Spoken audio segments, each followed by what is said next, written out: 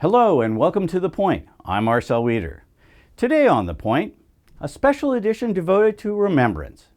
I'm joined by Toronto Star columnist Martin Red Kahn to discuss a special report he wrote recently on his mother's wartime experience.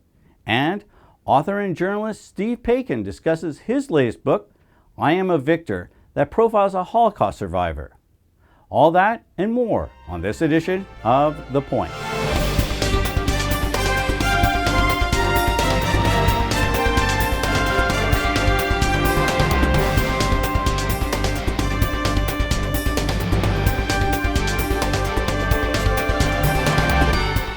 Martin Red Kahn is the Queen's Park columnist for the Toronto Star. He focuses on public affairs issues at the legislature, but has chosen to share an intensely personal story involving his mother's survival during the Holocaust. Martin, what inspired you to share such an intensely personal experience? This is a story that I grew up with as a child. My mother describing the Holocaust to me, letting me know from a young age about the importance of it, what our family went through and what humanity is capable of, the best and the worst. And this summer, an invitation arrived to visit the site of a memorial to a mass grave, a mass extermination site in Ukraine, near Lvov, or Lviv, in what used to be Poland, where my mother was born, before the borders were changed post-war. This is something that we had tried to do, my mother and I, about 25 years ago. And we had, in fact, gone to Eastern Europe to try to retrace her steps, her escape from occupation, Nazi occupation. She had not been able to go to her actual hometown. Her way was blocked by the then Soviet-controlled Ukraine. And this time it was a chance for me to really complete that journey. Now, you went with her and traveled through the various stages of her experience. What was that like? So when we went, it was in 1985, 1986, I guess it was. And so, as I say, we were able to get only to it was then called Lvov, so we were about 100 or so kilometers from her birthplace, Ravaruska. That was very frustrating for her, very painful for her to be blocked a second time from going. But we continued on from there to kind of retrace her steps through a place called Przemyśl in Poland, where she had been hiding out, or while she was in transit, trying to get false documents to survive the war as a Polish Catholic girl instead of having a Jewish name. And then we went to the place where she had worked during the war. Her story essentially was to get false papers which allowed her to get out of the Jewish ghetto, which was then hemmed in by the Nazis in her hometown, and then to work as a foreign worker, a Polish foreign worker in Nazi Germany, working for the Germans. And so in 1986, we went to the place where she worked. Because of the post-war border changes again, in what used to be Eastern Germany, it's now Western Poland, near Poznan, not far from Poznan. And we went to that place. Very little was left in the wartime area where she worked. And as it turns out, very little, as I discovered this year, was left in her hometown, which she was never able to see again. Now, it has to be somewhat counterintuitive that a Jewish person would actually want to go into Germany. Yeah. You would think that you want to escape to, let's say, the Russian side of things. Correct. And some did escape to the Russian side, and that was one of the strategies that my mother's family considered. But it was risky, and many who did get into the Russian side paid a steep price for that because of communist dictatorship and anti-Semitism after the war and even during the war. In her case, she wasn't alone. A number of other people did it, and I think her parents decided in a very practical way, in terms of survival instincts, that she could pass for a non-Jew. In terms of the way she spoke, her Polish was a very neutral accent. She spoke some German because of the Nazi occupation authorities, spoke a bit of Russian, Ukrainian. Polish was her mother tongue. And just in terms of her diction, her appearance, in terms of stereotypes of what a Jew would look like to the Nazis, they thought she could pass as a Jew, as a non-Jew, and she did. So counterintuitive, absolutely. Also incredibly scary and risky, because if you were caught, and many blurted out the wrong thing at the wrong time and well, she had an experience at the train station where she was challenged on that?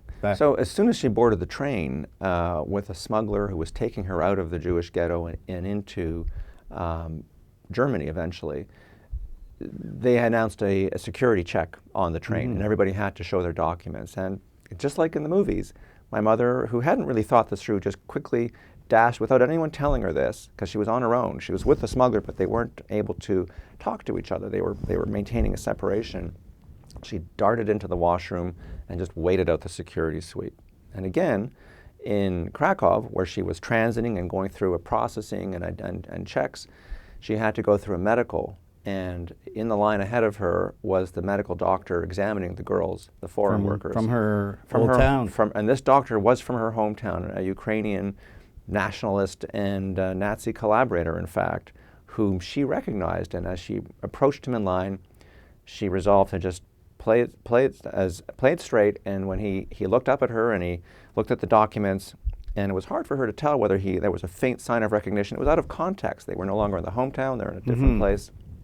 And he said to her, using her false name, Steffi, and she just nodded. Didn't say anything, didn't engage, didn't blurt out any words, didn't talk despite her nervousness and fear. And he just looked down again and carried on. And so she dodged that one very close call, because remember, Krakow is very close to Auschwitz, which was then the Nazi death camp, and many others who her caught would end up there.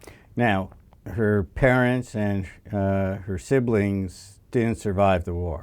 That's right. Her parents, after sending her out the door, as it were, and planning this rescue plan for her, this survival plan for her, died shortly thereafter. She got one more letter from her mother and father, which was relayed to her by this smuggler while she was in Nazi Germany, and she kept that letter for the rest of her life in a safety deposit box. Her other family members, her aunts, their children and cousins died as well shortly thereafter in these Actions, which is the German term for these roundups, where they would round up the Jews, shoot some who resisted, any who acquiesced would be sent off to death camps, Belzec being one of them, not far from Rabaruska. Now, one of the interesting stories that you relayed in your feature was about a Catholic priest who is unearthing some of these mass graves. That's right. So Father Patrick Dubois is a French Catholic priest whose father was a POW, a French POW, who spent the war incarcerated just in the outskirts of Rabaruska. And when Dubois was growing up, his grandfather, that is, would talk in very limited ways about what he had seen, because it was so horrible for him. Dubois was mystified by this, and as a priest, when he passed through the area as an adult, he wanted to see Rabaruska, where his grandfather had spent the war.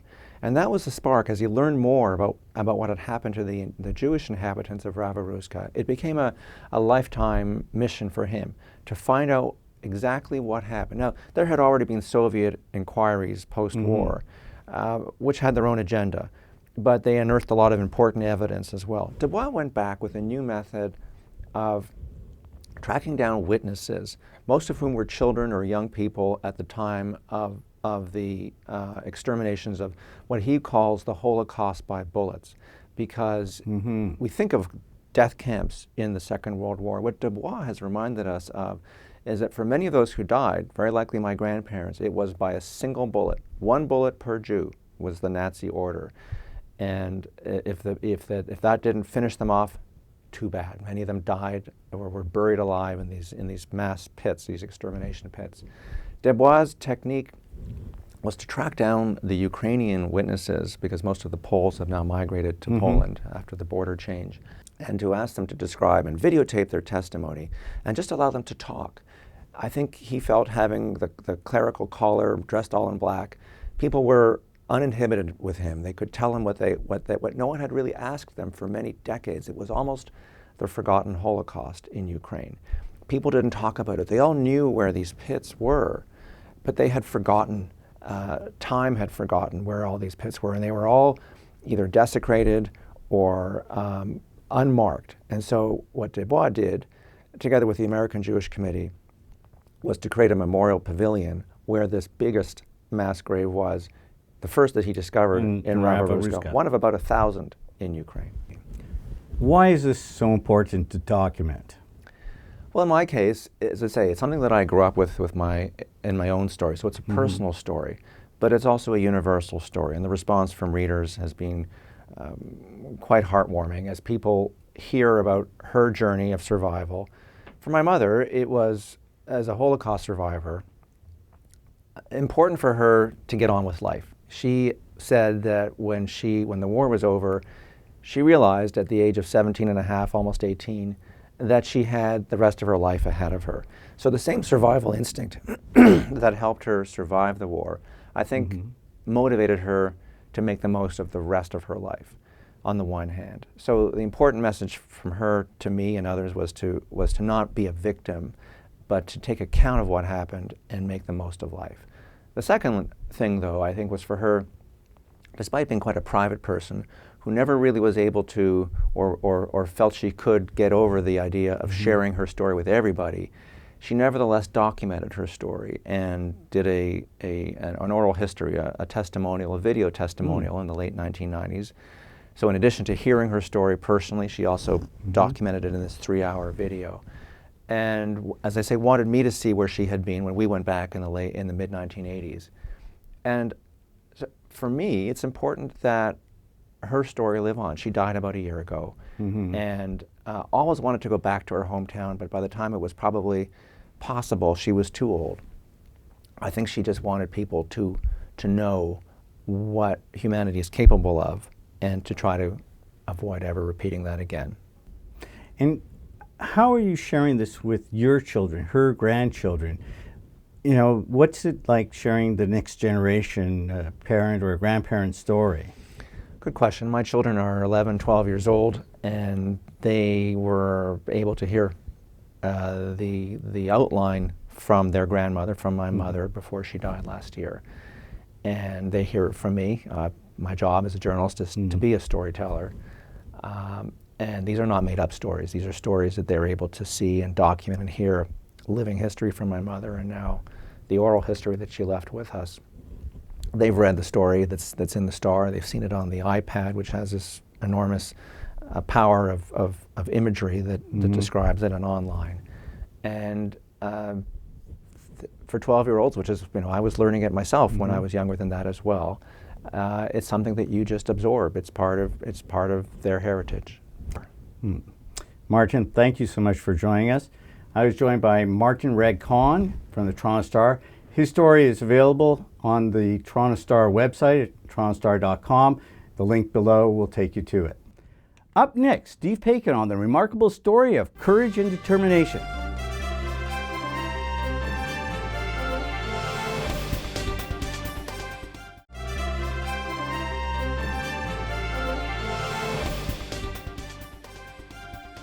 Steve Paikin is a journalist, author, chancellor of Laurentian University, and host of TVO's flagship program, The Agenda.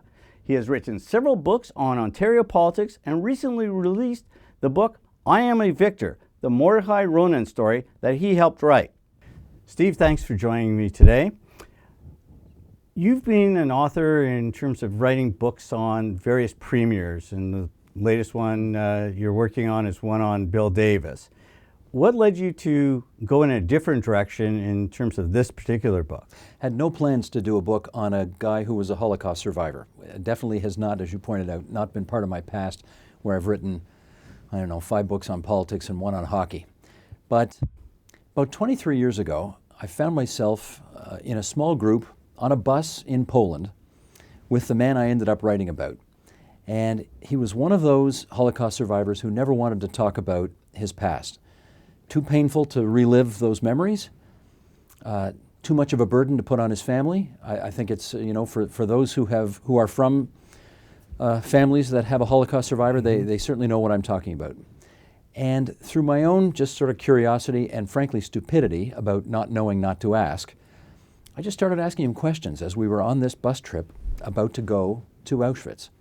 And suddenly he started telling me things that he'd never told other family members who were on the bus with him.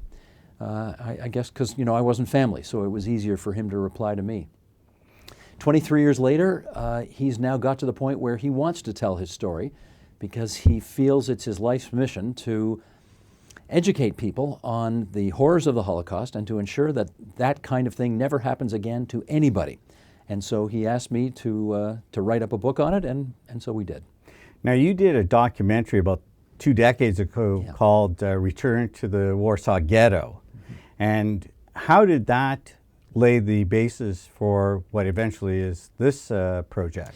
Well, the bus trip I just told you about came in 1992, which was a year ahead of the 50th anniversary of the Warsaw Ghetto Uprising. And essentially, I was part of this group. I was looking to do research for that documentary you just referred to. There were other people on the trip who were sort of looking to see whether or not Poland had changed enough to warrant putting a bigger trip together on the occasion of the 50th anniversary, where many more Canadians would come and sort of, you know, share those experiences with their other family members. So that's why I was there. And the following year, I did go back on the occasion of the 50th anniversary, which would have been in 1993, and followed 3 families around. And obviously the parents of whom were survivors of the Warsaw Ghetto, and their children who came with them were, you know, in similar cases, hearing a lot of stories about their parents for the first time. Now, your family experience hasn't involved the Holocaust, your parents? Or Thank God. On both sides, everybody got out of Europe. I think my dad's side, turn of the 20th century. His mother came over during the Russian Revolution. On my mom's side, again, very early on. I think both my mom's parents were born in New York. So yeah, we got out of Dodge early, thankfully. So having that background, how did that impact you when you were now dealing with children of survivors and the survivors themselves? I think in some respects it was, I mean, anybody who's Jewish, I hope, knows about the Holocaust and has some foundation upon which to have an understanding of what that was all about. But as you point out, I don't have a direct connection to it. And in some respects, I guess that made me, I don't say ideally positioned, but well positioned to write this book, because I wasn't part of his family. And as a result, he could open up to me in a way that he clearly didn't want to, for a whole bunch of reasons, to family members. And the title of the book, I Am a Victor, I'm telling you, Marcel, when he said that, you know, he went back to Auschwitz after that trip that we took. He went back with Jean Chrétien, who was Prime Minister at the time, the first ever Canadian Prime Minister to visit Auschwitz. And he wrote a foreword to the book. He did. He did the foreword for the book, yeah. And after the two of them went back to Auschwitz together, some member of the media asked Mordechai Ronen, who is the subject of the book, do you feel like a victim when you are here again, looking at all of this horror that you lived when he was a child of 11 or 12 when he got there? And he said, a victim? No, I am a victor. The first time I came here stuffed in a boxcar, you know, as a child, and now I return to this place in the limousine of the Canadian Prime Minister. I am a victor. And it was just a unbelievably powerful thing to him to say. And what a great statement, right? He's not allowed that period of his life to define the next 7 decades of his life. He overcame, you know, he went to Israel, he got married, he raised a family, set up a small business in Toronto. He's 83 and still alive. And it's a horrifying story with a very happy ending. Now, Chrétien in the foreword actually says this was probably one of the most powerful incidents in his career as a Prime Minister. Absolutely right, and I know when he said that, I was a little taken aback, because this is a man, as you know, 40 years in public life. I mean, he's seen it all, and you know, he said he could count on the fingers of one hand the number of incidents during his prime ministership, during his entire career in public life, where he was, you know, moved to tears, and that would have been one of them. And when I asked him to write the foreword, remember, I was asking him to write about events that were almost 20 years in the rearview mirror. And in some respects, you know, a man's done thousands of events in his life. Absolutely. I thought I'd have to remind him about what was going on. He remembered everything about it. He remembered the trip. He remembered Mordechai saying in the car on the way into Auschwitz, Prime Minister, I can't do this. We have to turn the car around. I can't do this. And Chrétien, who, as you know, regardless of what you think of his politics, is just unbelievably good at connecting with the average guy. He grabs Mordechai's hand and he says, Mordechai, we're going to get through this together. And that just set him at ease, and off they went, and they did the event together, and it's all described in the foreword, which Mr. Chrétien did. Now, we've had these anniversaries, the 50th, the 70th, and a couple of years, possibly a 75th anniversary, but there's fewer and fewer survivors. Well, that's the scary thing. And this year, I think there were a few hundred who went. When they got together for the 50th, there are obviously a few thousand survivors who went. So, yeah, you're right. Before long, there's not going to be anybody to go because all the survivors will be gone. That's, I think, what's motivating Mordechai more than anything, is that he does not want people to be able to say, after all the survivors have gone, that this didn't happen, or that his life wasn't his life. And so it's become his mission to get that book done and to have his experience there in black and white.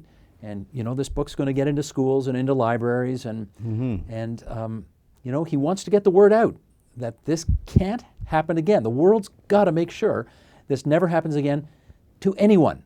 And that's the key message here. Never mind to the Jewish people, who obviously he would care about being Jewish, to anyone. No ethnic group can suffer like this ever again. It's just wrong. And so he's doing his bit to get the word out, to educate people on how a totally modern, so-called learned, intelligent society can just be overtaken by madness, and we see the horrifying results. But we're seeing in Europe and in other places a rise again of anti-Semitism, people denying Holocaust ever existed. How do we get over that hurdle? Education, education, education, and after that, more education. We keep talking about it, we keep teaching it, we keep repeating the stories, we keep making sure that they aren't the only people getting a narrative out there. And I must tell you, one of the things I'm heartened about, and who knows how long this is going to remain, online and in the ether for people to watch in years to come. Yes, all of those right-wing reactionary parties do have a small percentage of the vote in the various countries in Eastern Europe, and I guess in France too, that they're running in. But nobody's won. Through the democratic ballot, none of them has yet to win an election. And I find some comfort in that. And I hope the good guys can continue to get the word out so that people don't buy into this ugly narrative of that we've seen in the past that can lead to cataclysm. Steve, thank you so much for joining us today. I was joined by Steve Paikin, author, journalist, and host of The Agenda, and his new book is I Am a Victor, The Mordechai Ronen Story.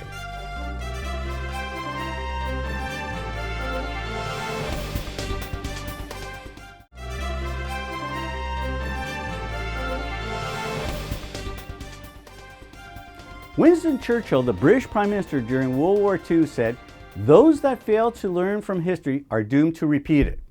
It is therefore fitting that today's show has as its theme, remembrance. During November, we remember the courage and sacrifice of Canadian servicemen and women. We honor them by wearing a poppy, attending a Remembrance Day ceremony, or pausing for 2 minutes of reflection at the 11th hour of the 11th day of the 11th month. Whether at war or peacekeeping, those brave individuals who donned the uniform of our country are owed a debt that can never be fully repaid. But there is also another part of remembering.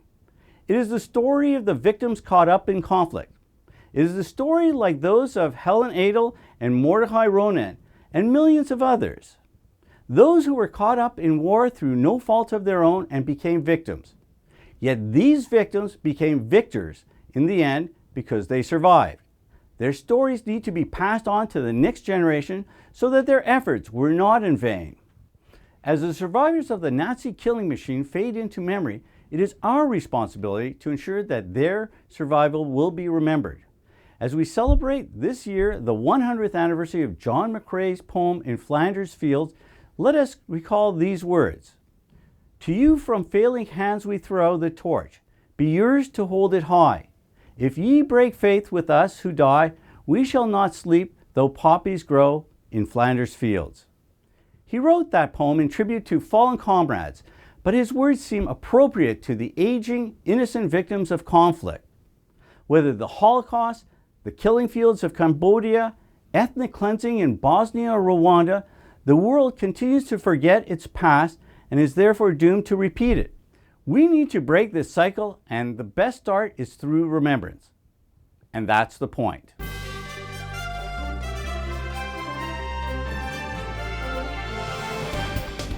That's all for this edition of The Point.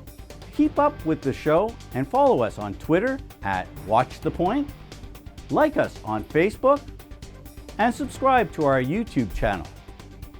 Thank you for watching. I'm Marcel Wieder. Join me again next time on The Point.